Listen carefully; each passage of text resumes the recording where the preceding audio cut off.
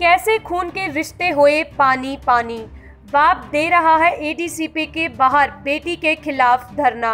बेटी ने बाप की दास्तान सुनाई, वहीं बाप ने पुलिस पर मां बहन और बच्चों के साथ कब्जा करने का आरोप।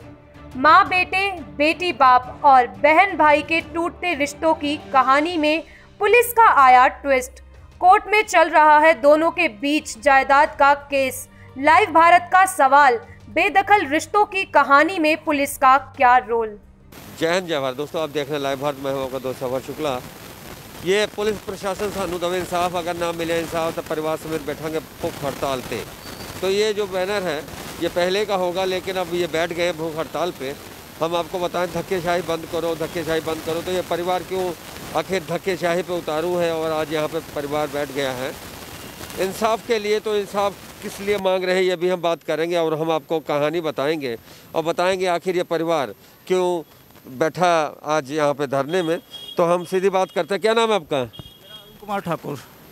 क्या इंसाफ क्या नहीं मिला आपको? सर मेरी दुकान थी किराए की, जिसका रेंट नोट मेरे फेवर में है। ठीक है, मालिक ने केस मेरे पे किया हुआ दुकान खाली कराने के लिए। ठीक है, मेरे घर वालों ने पुलिस सपोर्ट के साथ उस दुकान पे कब्जा किया। दुकान पे कब्जा किया है तो जिसके पास दस्तावेज कागज होंगे उसी को दुकान तो उसी को मिलेगी ना। तो ये फिर भी नहीं ना हो रहा काम, जिसने उससे ज़्यादा बात। तो ये आपका जो केस है वो अदालत में चल रहा है? मालिक ने मेरे पे केस किया हुआ है। अदालत में चल रहा है केस? चल रहा है वो केस। पुलिस तो अदालत में केस चल रहा है तो कार्रवाई कर ही नहीं सकती। तब भी की है। मेरी दूसरी पार्टी को लेके गए हैं मेरे साथ एसीपी प्रवेश चोपड़ा। दुकान दे के मुझे बाहर ले आए, मेरे घर वालों को अंदर छोड़ के दाद चले गए। वीडियो है उनके पास जिसमें आप गाड़ी में आते हैं और गाड़ी में आके हाँ जी बैटरी वगैरह वगैरह सब। सर बैटरी वगैरह की उनके पास वीडियो है। हमारे साथ 4 बंदे थे। आपको उन्होंने आपके दादाजी ने आपको क्या कहते हैं बेदखल किया है? हाँ वो तो वैसे किया हुआ सर। बेदखल मतलब क्या होता है? सर वो तो पता क्या था, बेदखल किया मैंने लिया था। कभी मैंने बाहर मेरे झगड़ा था किसी के साथ, मेरी फैमिली को बचाने के लिए मैं बेदखली ली थी। नहीं तो बेदखल, अब कागजों में आप बेदखल हैं तो फिर आप कैसे दावा करेंगे? दावा क्या करें सर, वो किराए की प्रॉपर्टी है। किरायानामा किसके पास है? मेरे पास है। तो इसके लिए तो पुलिस देखेगी या सिविल कोर्ट देखेगा। तो यहाँ पे आप किसको जिम्मेदार मानते? आपके साथ धक्केशाही क्या हो रही है? क्या धक्केशाही हो रही है? धक्केशाही हमारे साथ ये हो रही है कि एक कोर्ट केस अदालत में चल रहा है। मालिक ने मेरे हस्बैंड पे कोर्ट केस रखा है दुकान खाली करवाने के लिए। उसके चलते उसके कोर्ट के काम में इंटरफेयर करते हुए एसीपी प्रवेश चोपड़ा सेंट्रल ने मेरी दुकान का मौका देखने के बहाने मेरी ननान अर्चना ठाकुर को वहाँ का कब्जा दिला दिया। सर ये कहाँ का इंसाफ है? कोर्ट के काम में क्या पुलिस इंटरफेयर कर सकती है? हमने बोला था, हमें बुलाया गया था यहाँ पे दुकान पे मौका देखने से पहले। मैंने उनको यही बोला था ठीक है सर कोई बात नहीं, इनको बोलो कोर्ट केस कर ले और हम जो भी कोर्ट का फैसला होएगा हम उसके मानने के लिए तैयार हैं। लेकिन इन्होंने उससे पहले ही उस दुकान का कब्जा मेरी ननान को दिलवा दिया। उनका तो ये कहना है कि ताला तो आपने तोड़े हैं। बिल्कुल नहीं सर, कोई एक गवाह ला के खड़ा कर दे कि हमने ताला तोड़ा है। जिस फर्म के नाम पे वो दुकान है, जो किराया नामे है, उस फर्म ने पहले इनको बेदखल कर दिया है तो फिर ये कैसे करेंगे? बेदखल कोई अपनी पर्सनल प्रॉपर्टी से कर सकता है, किसी की किराए की दुकान से थोड़ा ना बेदखल कर सकता है। वो भी किराया, अगर किराएदारी यही है तो इसको कैसे बेदखल कर सकते हैं? इसको तो अदालत देखेगी ना। पुलिस का क्या काम? वही तो मैं बात करी ना, पुलिस का क्या काम? पुलिस ने क्यों फिर ताला खुलवा के इनको कब्जा दिलवाया? एसीपी प्रवेश चोपड़ा ने क्यों ताला खुलवाया? जांच की मांग कर रहे हैं ना आप? बिल्कुल सर, जांच की मांग भी कर रहे हैं। अर्चना ठाकुर के ऊपर पर्चा दर्ज करना चाहते हैं और एसीपी प्रवेश चोपड़ा के खिलाफ कार्रवाई होनी चाहिए कि जांच होगी तभी तो कुछ होगा। जांच की मांग तो करें। कौन करे जांच? 3 महीने हो गए सर जांच करते हुए, आज तक कोई रिजल्ट नहीं निकला। 3 महीने हो गए हमें यहाँ के रोज चक्कर लगाते हुए। रिश्तों की लड़ाई है आपके अपने खून के रिश्तों की लड़ाई है। एक बेटी और बाप की लड़ाई है और एक मैं समझता हूँ कि जो जायदाद है, ये सारी जायदाद है वो आपके रिश्तों की है। रिश्तों का ये कहीं ना कहीं रिश्तों की लड़ाई आपके पैसों के आगे, घर के आगे, कोठे आगे, बंगला आगे रिश्ते बोने हो गए। ये बाप है अपनी बेटी से लड़ रहा है, गलत बात है ना? उसकी बेटी है नहीं। बिल्कुल बेटी से लड़ रहा है ना बेटे से लड़ रहा है। यहाँ पर लड़ाई मेरी ननान अर्चना ठाकुर और अरुण कुमार नाम पे तो कुछ है ही नहीं। बिल्कुल वही तो कह रहे हैं ना, उसके नाम पे अगर कुछ है ही नहीं तो वो कब्जा करने वाली कौन होती है? तो कब्जा जब करे तो उस पर पर्चा करवा देना। बिल्कुल सर, कर नहीं ना रहे, वही तो कब्जा कर नहीं रहे ना। वहाँ पे तो उनके बच्चे रहते हैं। बिल्कुल भी नहीं रहे सर, रहते बिल्कुल भी नहीं रहते। जो की कहानी है, रिश्तों की जुबानी, ये बताइएगा भूख हड़ताल से क्या हो जाएगा? पुलिस का तो इसमें कोई काम ही नहीं है। कोई बात सर, जब पुलिस का काम ही नहीं है तो पहले दिन से पुलिस क्यों इंटरफेयर कर रही है हमारे इस कोर्ट के मामले में?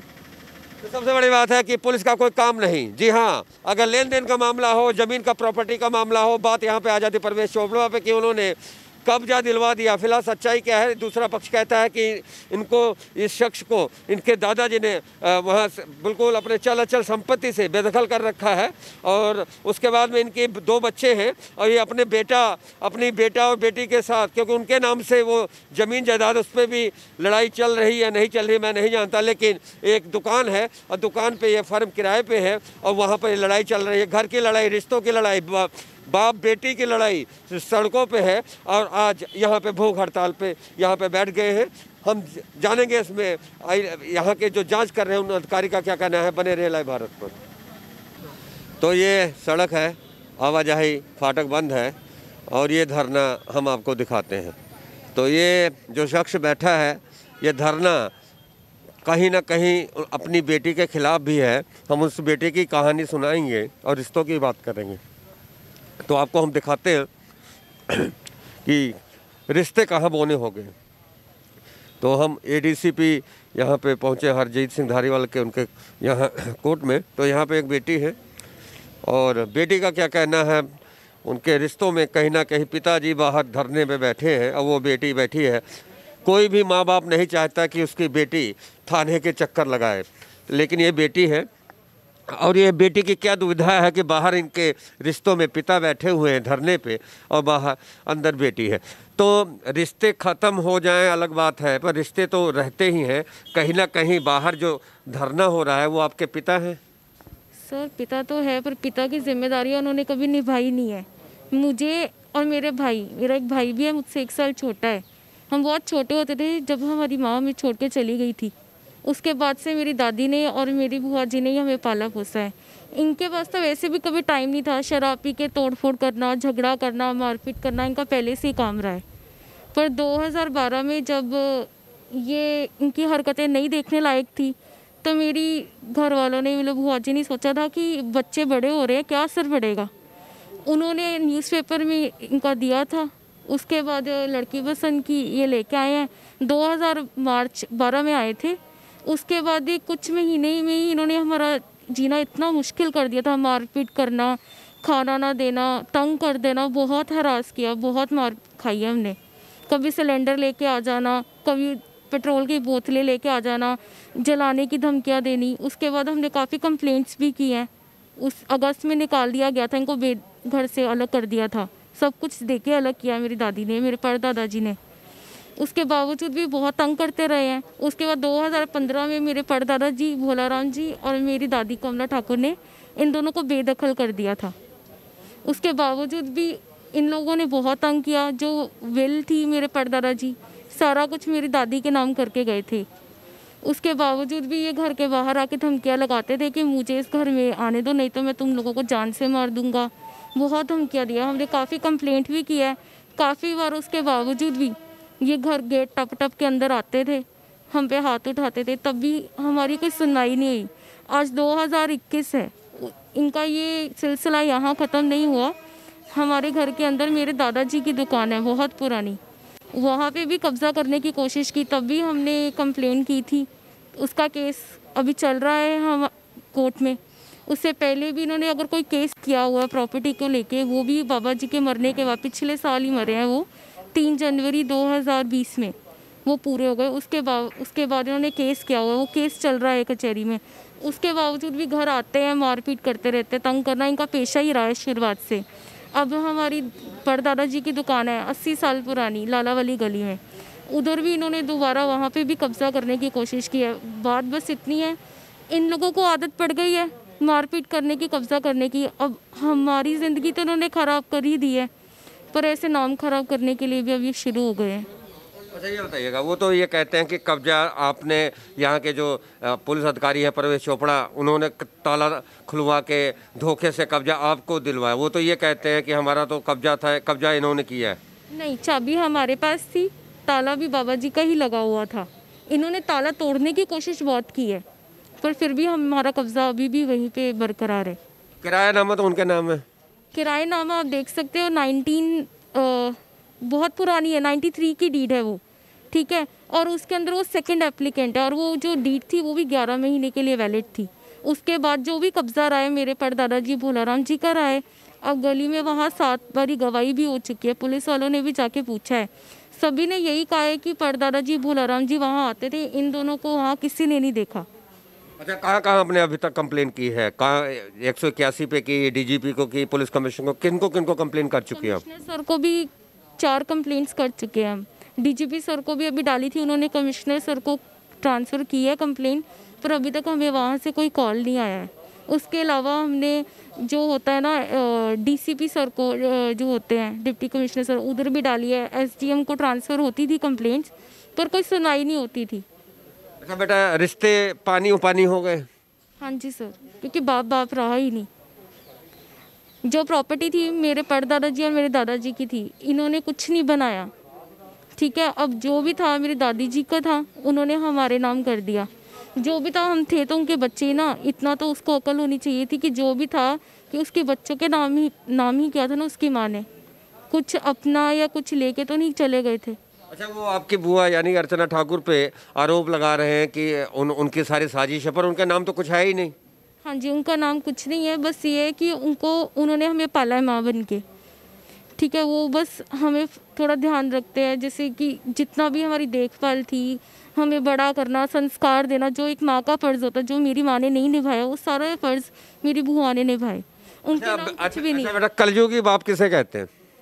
आप देख ही रहे, उन्होंने सारी सीमाएं लांघ दी है। उनको कोई लेना देना नहीं अपनी माँ से, अपने बच्चों से।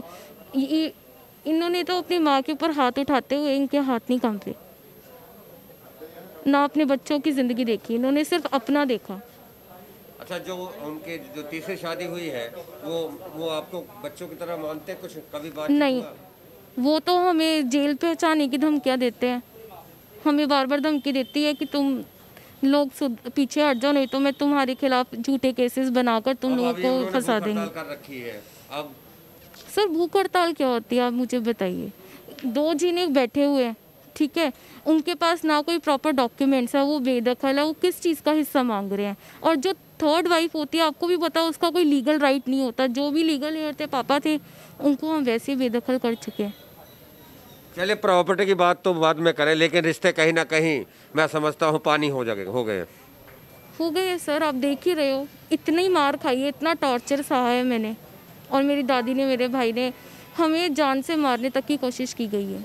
तो एक तरफ आप बाहर देख सकते हैं कि एक दंपति बैठा है वहाँ पर अपने इंसाफ दिलाने की मांग को लेकर, दूसरी तरफ उनकी उस शख्स की ही बेटी है जो अपनी आप व्यथा सुनाती है।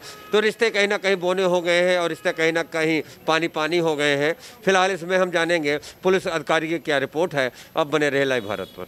तो परवेश चोपड़ा जी हैं और हम आपको बताएं कि इस दीवार के उस पार धरना लगा है, इस पार बेटी बैठी है और बीच में हमारे परवेश चोपड़ा जी हैं। परवेश चोपड़ा जी, आप पे आरोप है कि आपने ताला खुलवा कर और उनको कब्जा दिला दिया एक पार्टी को। बाहर जो प्रदर्शन कर रहा है वो ये कहते हैं। देखो जी, हमें कोई ज़रूरत नहीं पड़ी है लोगों के पचड़े में आ गए, और हमारे पास लॉ एंड ऑर्डर ड्यूटी बहुत है। हमें क्या, एक किराए की दुकान है, किराए की दुकान पे 2 पार्टियाँ अपना अपना हक ज़ाहिर कर रही हैं। वो 2 पार्टियाँ कौन है? एक तरफ बाप है, दूसरी तरफ बेटी है। एक तरफ ननंद है, दूसरी तरफ उसकी सास है। जो ये मामला इनके परिवार का है, ये हम लोग कोशिश करेंगे कि दोनों परिवार को इकट्ठा करके जो उनके रिस्पेक्टेबल मेंबर्स हैं इनका मसला हल कर दे। पर वो तो ये कहते हैं कि पारिवारिक मसला है, तो ये पुलिस हस्तक्षेप क्यों कर रही है? पुलिस ने हस्तक्षेप क्यों किया? पुलिस क्यों बीच में आई? क्योंकि इन लोगों ने कंप्लेंट्स दी थी। ये दोनों पार्टियां, कभी एक पार्टी कभी दूसरी पार्टी, उनका ये ताला तोड़ने की कोशिश करती रही हैं। दोनों ने कंप्लेंट्स दी। हमें कोई सपना थोड़ी आना कि हम लोग जाके इनको इनवाइट करें कि हम आ रहे जी आपके पास। ये तो उन्होंने कंप्लेंट दी है, इसलिए हमने हस्तक्षेप किया। अगली कार्रवाई क्या होगी? बाहर प्रदर्शन है और बाहर यहाँ दूसरी पार्टी भी है। अब अगली कार्रवाई आपकी क्या होगी? अगली कार्रवाई जी हम यही करेंगे कि दोनों पार्टी को बिठा के, रिस्पेक्टेबल मेंबर्स कुछ आए हैं, उनको बीच में रख के इन फैमिली को, सारे मेंबर्स को बिठा के इनका मसला को हल करेंगे। अदालत में केस भी चल रहा है? जी हाँ, कोर्ट में केस चल रहा है। आप अदालत को लिख दें कि हाँ, अदरवाइज हम लोग कोर्ट में लिख देंगे कि जो कोर्ट फैसला करेगी सबको मान्य होगा। तो जो कोर्ट फैसला करेगी वो मान्य होगा। तो ये हम आपको तस्वीर दिखाते हैं। ये बेटी है और हम पहुँचे हैं यहाँ पे ADCP यहाँ पे ऑफिस, और यहाँ पर एक धरना लगा है, वो हमने आपको धरना भी दिखाया। धरना बाहर लगा हुआ है, और धरना क्यों लगा ये भी हमने आपको कहानी बताई। फिलहाल पुलिस कहती है जो कानून कहता है वही पुलिस करेगी, अदालत जो करेगा, क्यों अदालत में केस है। दोनों पक्षों को समझा बुझा कर अदालत के फैसले का इंतज़ार के लिए कहा जाएगा। तो ये थी स्पेशल रिपोर्ट मनोज भगत के साथ सफर शुक्ला की। देख रहे थे लाइव भारत, देखते रहे लाइव भारत। जय हिंद, जय भारत। ਹੁਣ ਘਬਰਾਉਣ ਦੀ ਲੋੜ ਨਹੀਂ। ਹਰ ਬਿਮਾਰੀ ਦਾ ਇਲਾਜ ਆਯੁਰਵੈਦਿਕ ਜੜੀ ਬੂਟੀਆਂ ਦੁਆਰਾ। ਸਾਇਲ ਹੈਲਥ ਕੇਅਰ ਅੰਮ੍ਰਿਤਸਰ ਤੇ ਬੇਔਲਾਦ शारीरिक ताकत, IBS, sperm counting, man power, ਹਰ ਬਿਮਾਰੀ ਦਾ ਪੱਕਾ ਤੇ ਸਫਲ ਇਲਾਜ Sahil health care Ayurvedic centre. लेकिन अज भी साडे भारत दे विच आयुर्वेद नूं बहुत मान्यता दी जाती है, बहुत महत्व है। आदमी दे विच जिहड़ी अंदरूनी कमजोरी आती है वो कई रोगां करके आती है, जिहड़े औलाद पैदा नहीं कर सकते, उन्हां दी शुक्राणुओं की कमी नहीं। मिलो रोजाना 10 ਤੋਂ 6 साहिल हेल्थ केयर सेंटर 100 फुटी रोड अमृतसर, संडे छुट्टी।